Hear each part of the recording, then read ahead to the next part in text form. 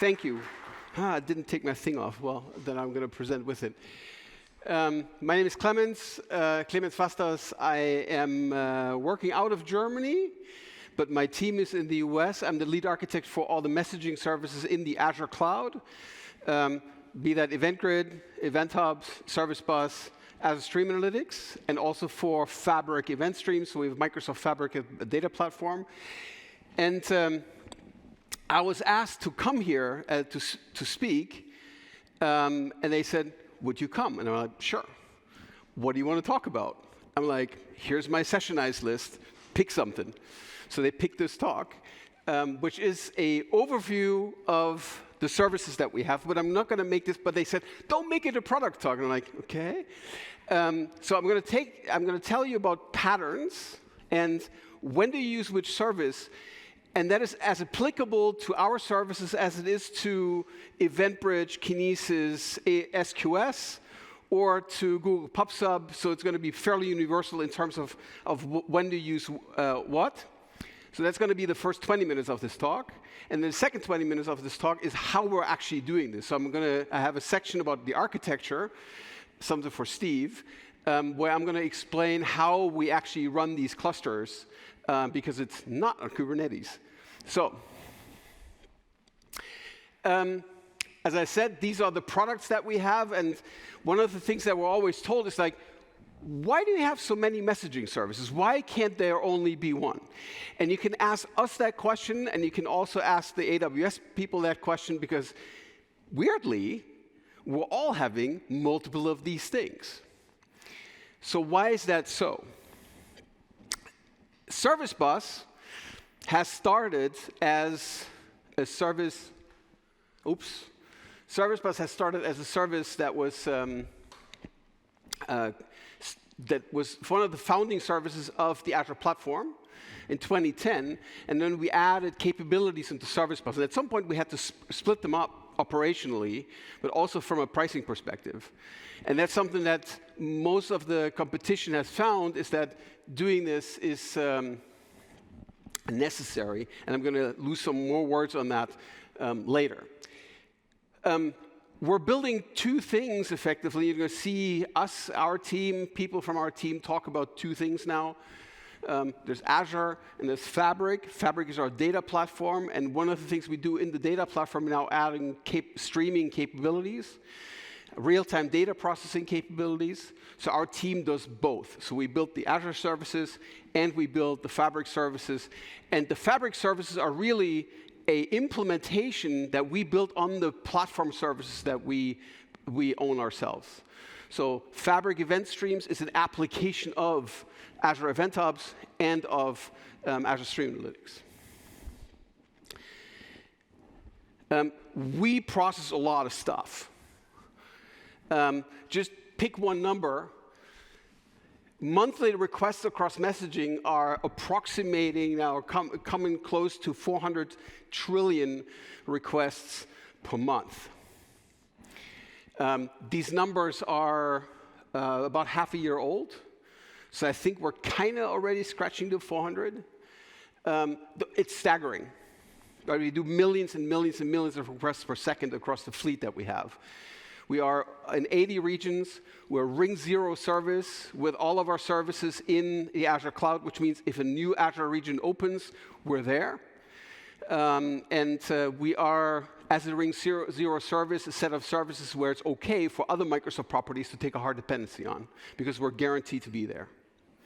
And therefore, lots of the traffic that we have obviously also comes from first-party services, Xbox, Teams, like all the Microsoft assets that you know run on our platform. In Fabric, we have kind of created this abstraction on top of it, which we call event streams. And event streams is part of a family of capabilities that are nicely kind of integrated together. I'm not going to spend much time on this, but think of Fabric as a way to very easily stitch pipelines together for real-time processing. When you have to do this today with let's say Kafka and Flink and any of these other tools that exist, there's always friction between the different layers because you're switching technologies, you have to deploy them, you have to write crazy deployment scripts for all these things, and that makes it really complicated. What we're trying to do is we're trying to get this completely out of the way and make it ultra streamlined to get an event stream that you can process in real time, move it into the database, and then have the data queryable in the database within a second of the data having arrived. So, all of that in the first 5 minutes to just basically intro where we are, where we come from, what do we do. We're a serious place. And what we're selling is moving data from A to B, obviously, in some way. But ultimately, what customers are buying our services for is reliability as a service. Messaging is the way how you decouple service A from service B, and if service B is down, the messaging service will always be there. So the requirement that we have, and you saw that in those numbers, is that we're always up. We have reliability rates of 6 nines in Event Hubs. We will only fail 1 of every million requests, theoretically, right? And for most customers, we're just the rock of their applications, because that's what we do. We decouple, and then our goal is to be always available. Event Grid is one of our services. It's the most universal service that we have, and we're building it out to be, as I say, the 80% broker. It has an MQTT broker on the front that you can go and talk with 2 devices, but also into application clients. MQTT is a super versatile protocol. We're also running it over WebSockets, so you can actually go and hook up an MQTT client into your web browser client, no problem. And our MQTT broker scales up to very large populations. It's being used for vehicle fleets, in vehicle management, but also for connected cars. There are vehicle types on the street that have a MQTT connection into our broker, where all the connected car functionality, including unlocking your car, turning on the climate control, and all these things run over our broker. It then has a way to facilitate the event flow then into different targets. The original functionality that we have is push delivery. So you put data in, and then we can go and distribute that into webhooks, for instance, and into other targets. Webhooks are notoriously terrible to deliver to, because it's just an HTTP call, but it's between different systems, which have different life cycles, which have different uptimes. So now you're in your application, you only want to raise an event, and now you run into a 429. What you're going to do? You're going to sit there and wait? You're going to run into 503. What you're going to do? Sit there and wait? So you basically go and delegate this to a service. And so Event Grid kind of creates this buffering for you, and we have all the patience in the world. We're going to go and call this thing for 24 hours until it finally shows up again. And so we will get that event there. And if we can't get that event there, we will put it into a dead letter destination, so you know that we could not deliver it. If you give us a message, we will never lose that message. It's the principle of the services that we have. Pull delivery is a little queue that we have. We have in Event Grid the need to also provide these events for parties that need to pull. What is the problem? You sit behind a firewall, a VNet situation, whatever, and you need to have events delivered to you. So the easiest way to fix this is for us to have an address you can go to and go and fetch the event. So the same kinds of events that are arriving from the publishers can either be pushed out, or they can be held to pick up. And that's an area that you're going to see most of the innovation in, most of the extra work in Event Grid, because we're turning this, what we currently call the push message API, into a proper queue. I said the MQTT broker, fully conformant MQTT broker, supports 3.1.1, 5.0. Super popular protocol in the manufacturing industry, but also super interesting for people who know how to use it as a pops up mechanism that is on par or better than many of the WebSocket infrastructures that you may use, because it allows to also very directed kind of filtering of events to particular targets. That's why it's super popular in industrial, super popular also in automotive. So that was Event Grid. Event Grid is our event dispatcher for mostly discrete events, which means a state change, something happened, a light bulb went on and off, a car, the car state changed, locked, unlocked, these kinds of situations. A blob file has appeared or has been deleted. These sorts of state changes in systems are typically communicated using Event Grid, and Event Grid is also the way how in the Azure platform all the state changes are communicated.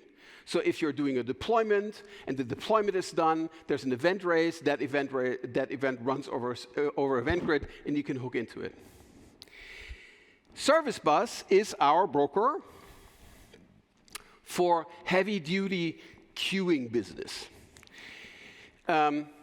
It's a JMS2 conformant broker, which means if you are currently using things like IBM MQ, TIBCO EMS, any of these things, then you can basically just go and change your provider and switch over to Azure Service Bus. And many customers who are still on premises with their workloads are coming that way, right? So they're basically switching over IBM MQ. They're saving 1.5 million euros in the process per year, and then switch to Service Bus. Service Bus is what we call the Swiss Army knife for message-driven workloads. It has queues and it has topics. Why do queues matter? People say, the modern way to do messaging is Kafka. That is nonsense, because there are things that you need to do that you need to have a queue for, and Kafka is not a queue. We'll get to that later. But let me just say what do you need a queue? Because you need to have exclusive assignment of a job to a processor. And that processor may fail.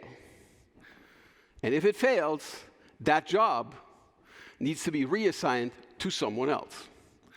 And if that job has to be reassigned 10 times to someone else, something may be wrong with that job.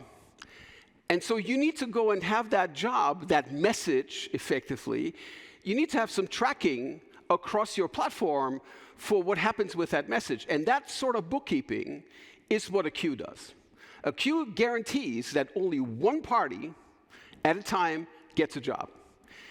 It allows you to have multiple parties pull on that queue, and then go and only have one of them sign it, and then you can go and retire the message. You can go and put the message back for reprocessing. All that workflow state is something that a queue handles, and that something like Kafka doesn't. Kafka is a streaming platform. So the queue functionality, a transactional queue functionality, is something that you need in many applications. Anytime you need to have a single item processed once, you need to have a queue. If you need to process a payment, if you need to process an inventory change, if you need to process anything that happens in the business workflow, usually needs to run through a queue. And if you don't run it through a queue, you're doing all kinds of extra work to pretend as if you had a queue. So just use a queue. Topics are a way to go and take information, take a job, and split it into different paths so that different parties can do different things with it. So you're multicasting a message, but the subscriptions that sit on the other side are independent queues that can be handled independently. Every queue has a dead letter queue associated with it, where If you get a message and you don't know what to do with it, or the message is corrupted, or the state that is required to process that message is no longer the state that you expect, you need to be able to sideline it. And you need to be able to sideline it transactionally so that you can then read from that dead letter queue and diagnose what's going on. But we can't throw away the message. The message contains potentially hundreds of thousands of dollars or euros in value. It may be a transfer. So we need to make sure that if you give us a message, we will never lose it. But we will go and sideline it into this dead letter queue, possibly. But you can always find it. When you create a Service Bus namespace in our world, we're giving you a virtual broker. And the virtual broker, you're going to see this in the architecture section, is effectively a pillar that we're going to give you in the system. But you're not getting a VM for yourselves. What we don't do is we don't stand up, two machines, and then we pretend it's a managed service, as Amazon MQ does. But we're running highly scaled, multi-tenant services where we leverage the entire breadth of the cluster for failover safety, for making sure that your system stays robust. So we have a very particular way to create extreme resilience while still providing isolation, which I'm going to get to. But effectively, when you create a namespace, the cluster is already there, and we're giving you a slice of it. And so you're going to get a virtualization, a virtualized cluster that just looks like it's private, but it's actually running on that shared infrastructure. A queue is really a log. And so messages arrive, we take those messages in, we give them a number, right? A sequence number. And then we do management on them. So we have there's a state, the available state, the acquired state, and the deleted state. Available, acquired, deleted. Which message are you getting if you're asking for a message? You're going to get the oldest available message. That's how that works in the queue. And then once we have assigned the oldest available message to you, we label it with the acquired state, and then we give it to you. And then you're working on it. There's a little wizard that sits on top of the acquired state for a timeout, and will revert it if you don't come back in time. But if you have processed it, then you will go and settle it. And when you settle it, that goes to deleted. If you release it, it goes back to available, but with an incremented count. So it's a very simple model for a log, which then has an index that sits on the side and then can do all these things. The dead letter queue is a mechanism. You're going to get these slides so you can go and read all the text. The dead letter queue sits on the side. It's a virtual queue, effectively. And it's not, this is an idealized representation. The dead letter queue items actually don't move. They stay exactly in the log, but they're indexed extra so that we're effectively setting, as soon as something is dead lettered, we're setting a flag on that message, and then it is part of the dead letter queue. So it's a very simple transactional mechanism to go and say, this is now dead lettered, so that we guarantee don't lose the message. But now you get, through this, you get two distinct subqueues, which the main queue and the dead letter queue, where the dead letter queue behaves exactly like the normal queue with all the features that exist, including transactions. You just can't dead letter a dead letter again. Right? That's the only difference. But that allows you to take messages that have been determined as bad and handle them separately. Sessions is a way to do subqueues, and we have those a lot in workflow processing.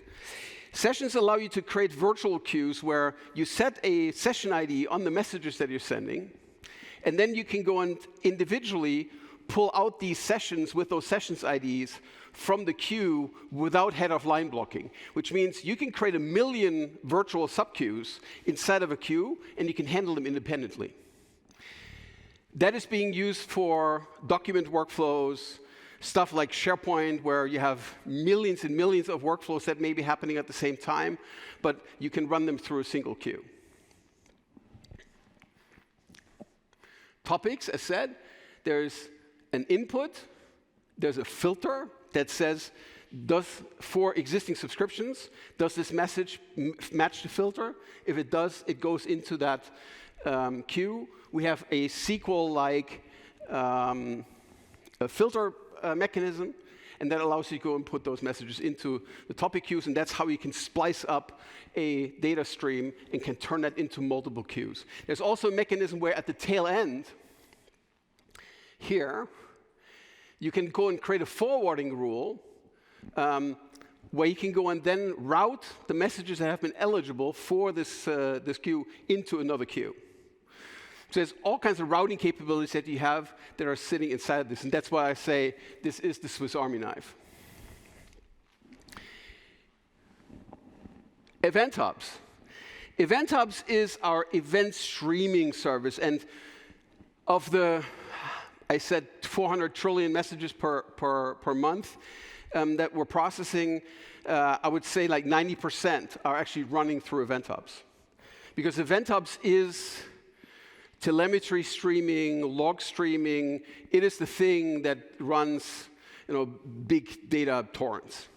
The biggest thing we run today for an external customer is it does 8 gigabytes sustained per second. It's pretty substantial.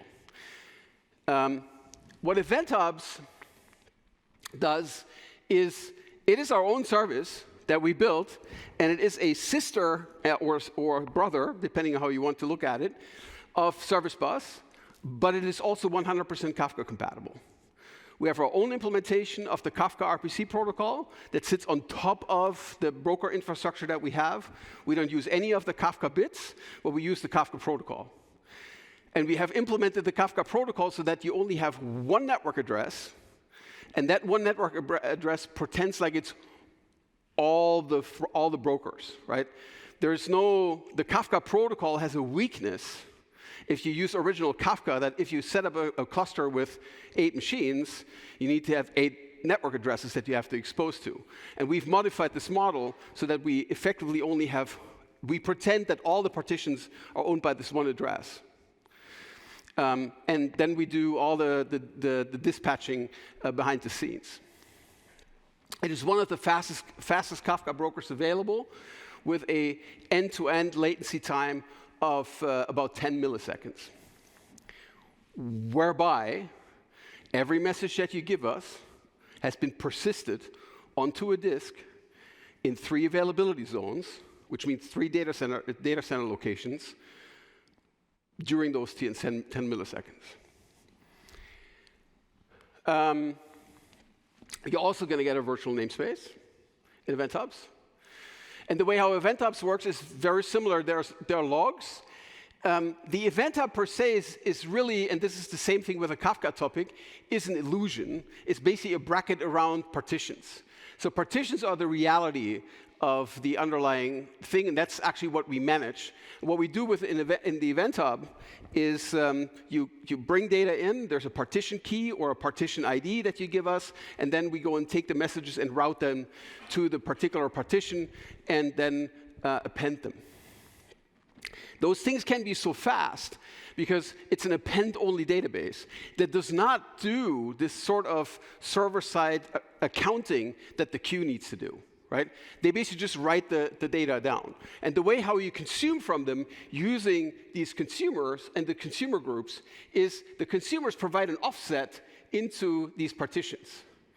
And the consumers are really ultimately the ones who are remembering this offset with some help from the broker in the form of a consumer group that then stores those offsets. But ultimately, the broker knows nothing about those offsets, but they're only client managed. So there is none of that bookkeeping that you get in the queue. And there's no filtering, because filtering would slow that stream down. So very, very different in terms of the goal, because this is a fast pipe versus a universal pops-up engine. Event Hubs Capture is almost an extra product It's a feature you can turn on. And what that does is it enables an engine, and that engine writes all the events that are ingested into Event Hubs into Azure Blob Storage as Avro packages.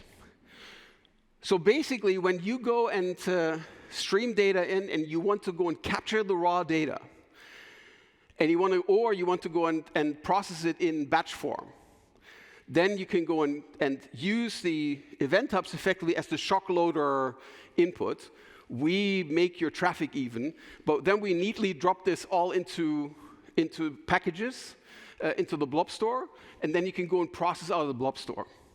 We have a lot of customers who have these shock scenarios where they do, oil and gas does that, for instance, but oil and gas exploration, all of a sudden there's terabytes of data showing up. And they need to get rid of that data as quickly as possible. But processing is okay. That can take some time.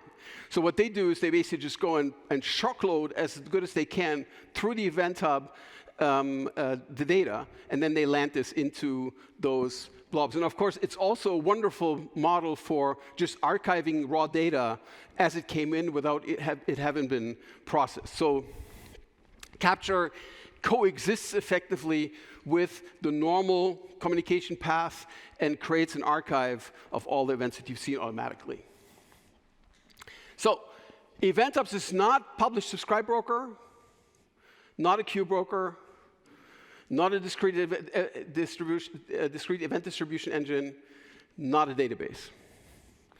The same applies to Kafka. Kafka is not a database. Don't use it as a database. If you're using Kafka as a database, you're crazy.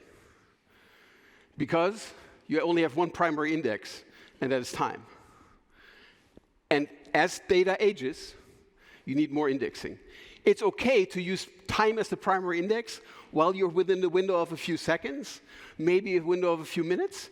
As soon as data gets older, get it out of Kafka. Never use Kafka with unlimited retention as a database. That is nonsense. No event sourcing from Kafka, also bad idea. Use a database. Just saying, because I see a lot of people doing it. Azure Stream Analytics is a processor that sits in the middle between Event Hubs and various different targets. It's the foundation of what we do ultimately in Fabric, and if you want, it's our version of Flink. It's not Flink, but it speaks SQL, and it's actually a little older than Flink is. And it's one of our services, but I'm not going to talk about it much because of time, and I still want to talk about architecture. So, hang on, architecture. How do we do all these things? Service Bus has a logical architecture that has 3 tiers. There's a gateway tier, a backend tier, and a storage tier. The gateway tier deals with connections, protocols, making all the traffic even, scaling traffic, holding connections. And what you need to do is you need to scale it so it manages all the incoming sockets. And that depends on what you do. The MQTT broker has an enormously scaled up gateway because it needs to maintain literally millions of connections. And every connection consumes memory. So you can't have unlimited numbers of connections because there's stuff that's kind of hanging under that connection whenever you have a TCP socket nailed up. So that's also starting to explain why those services need to be different, because with Event Hubs, you have relatively few but very fat pipes that are coming in, where the TCP sockets take a lot of traffic. With Service Bus, you can have some medium-level traffic, but then sometimes we allow up to 100 megabytes per message in size. Sometimes you have those uploads. And then with MQTT, it's lots of small messages, but very, very many connections. So very different. We also have different protocols. So basically, the gateway deals with all this. The backend deals with taking the messages, inspecting the messages, turning the messages into log messages, normalizing them, because we get a Kafka message, we get an HTTP message, we get an AMQP message. And we're multi-protocol. If you send us a Kafka message, we can give it back to you as an AMQP message. If you give us an AMQP message, we can give it back to you as a Kafka message. So we need to go and normalize those things. We normalize everything into AMQP and do all the other things that a broker needs to do. And then there's a storage layer underneath. See that switch? Event Hubs is the same thing. It's just that there's a little bit of different things we do on the back end, because it's not a queue broker, it's an event stream broker, so the back end is different, but the front ends, the gateway layer is almost identical, except that the front end layer, note, right, there's a legacy protocol that I put here for a service bus, and then there's the Kafka protocol up here, but that's kind of the only major difference. Otherwise, the architectures are all very aligned. In terms of failure resistance and failure resiliency, as I said, we're selling reliability as a service. So, as a principle, we run our VMs spread across fault domains inside of each data center. And then we spread across availability zones, basically spanning data centers. Let me talk about availability zones for a second, because that's not talked about enough. A Azure region, same applies to AWS. An Azure region is not a data center. It is a federation of data centers. And depending on where you are, where the region is, the distance between those facilities differs. There's 53 criteria that the planners apply for what the distance between those places needs to be. But think of a data center as an IKEA-sized building, which is full of hardware. And then a region will typically have 3 of those, some have 5 of those, which are then separated by 3 kilometers, 4 kilometers, 10 kilometers, 50 kilometers, maybe sometimes they're closer together, which are then connected by fiber links that we own. But each of those facilities are completely autonomous. And if a jumbo jet plows straight into that facility, then the other regions are supposed to take that over. So it's all built for super redundancy at that level. So when we say multi-zone deployment, we actually have a single cluster spanning these regions, so it has footprints in all 3, and there's replication going on between them. You don't see that difference. So you simply see your Service Bus namespace, but every Service Bus namespace, every Event Hubs namespace is always replicated across those zones. If we lose one of those zones, nothing happens. We are doing these drills. As we are starting up new regions, we deploy in those services. That's when we do, and we always create new regions. There are power out events. Literally, someone sits at the energy and pulls the plug out on the entire facility. And then the services must survive this and stay fully within SLA. So we train this, once a month when they send up a new thing. And they actually do this sometimes in production, just to make sure that everybody's on their toes. They don't do this in the major, like they don't do this in Amsterdam, and they also don't do this in Ireland. But in the baby regions, they do that. The way how we do this is using Service Fabric. Service Fabric is our lifeline. It is the cluster manager that we use for all those things at the bottom. It is a free download. Much underappreciated. It's actually open source. And the PMs for Service Fabric say, yes, we're implementing everything that's in the RAF paper, including the things where the RAF paper says, we got to go solve this in some other way. What it does is it does placement, which resource goes where, and it does leader election, and it helps with replication in a transactional way. So it's the foundation of all the things we do. Think of etcd under Kubernetes. That does, weirdly, the leader election bit by counting numbers, but it doesn't do placement. So the placement capabilities is how we decide together with VMSS how each queue is being assigned to which machine. So VMSS takes care of how our VMs spread across the zones and spread across the racks and the aisles in a data center to make sure we have great distribution across all the fault domains that exist. VMSS does that with its policy.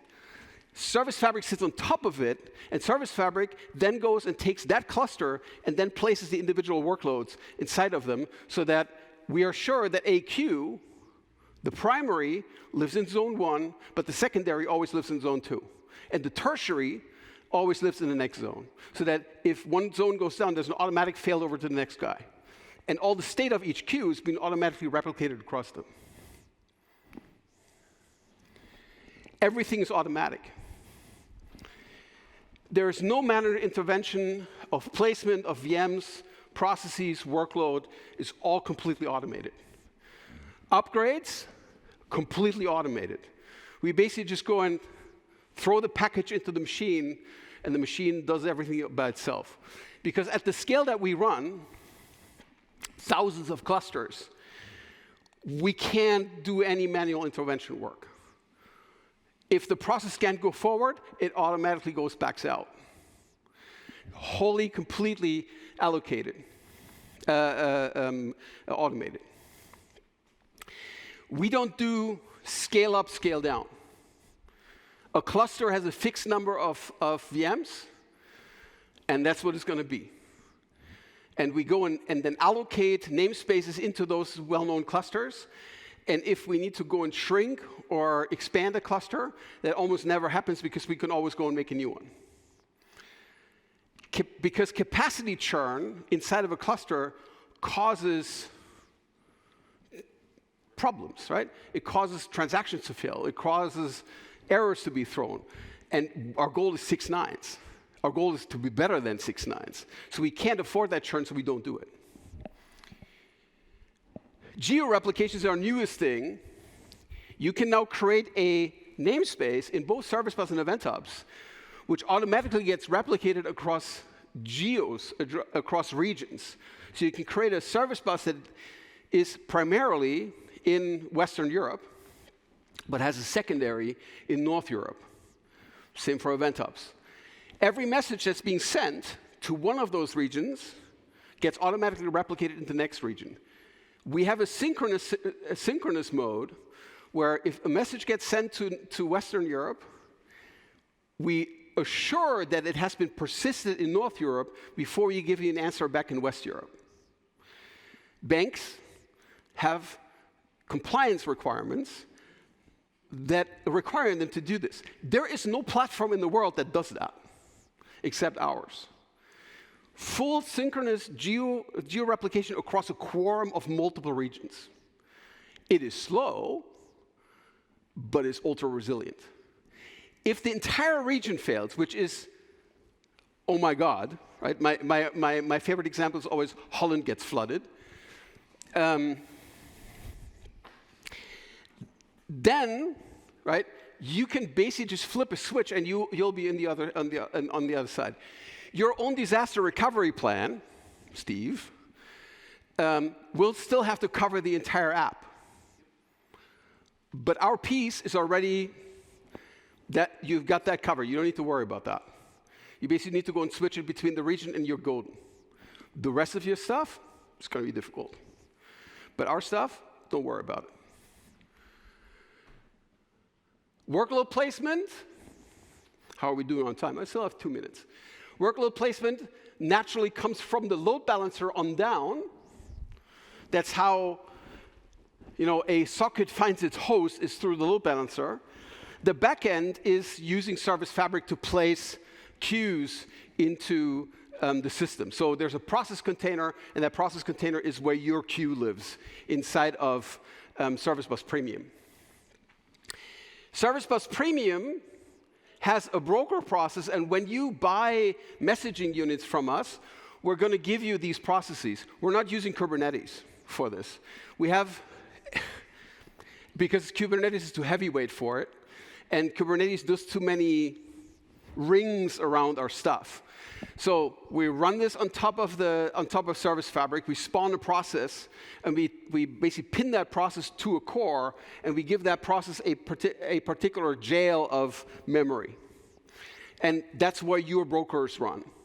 So they're always insulated processes that we run in our cluster that are pinned on top of the cores that we have. So you get virtualization, but you don't get virtualization in terms of building a container, but we have a super lightweight model where we basically just run processes that run on top of our base platform. And we are then able to go and fail over these processes super easily.